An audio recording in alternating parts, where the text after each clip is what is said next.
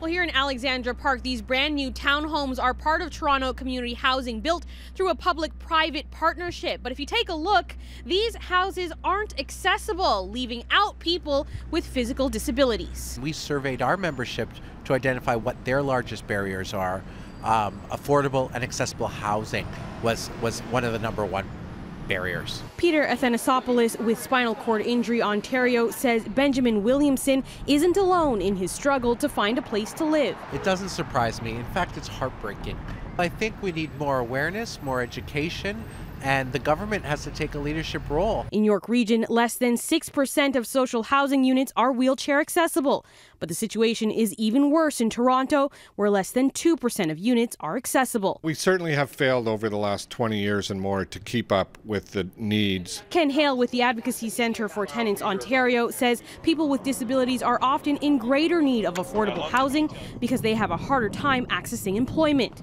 And even those who can afford market value prices often face discrimination in the rental market. Sometimes, even if somebody with a disability could live in a unit, the landlord makes a unilateral decision. No, I don't think you could handle this. We've made that commitment by 2025. We want to end chronic homelessness across Ontario. One of the key ways we're doing it is significantly increasing funding. The Ontario government is increasing funding for housing assistance and support services to $100 million annually, beginning in 2019. But Hale wants to see a more concrete plan. There has to be a strong financial commitment from the federal government to a national housing strategy.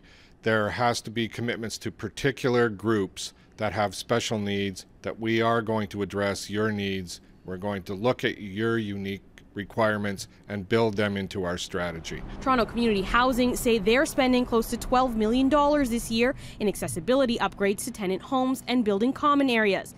And they have plans for 135 more wheelchair accessible units through their revitalization program. But Athanasopoulos says he wants to see more accessibility across the board. We need to move towards universal design, making our entire community and society accessible. Janelle Amasa, City News.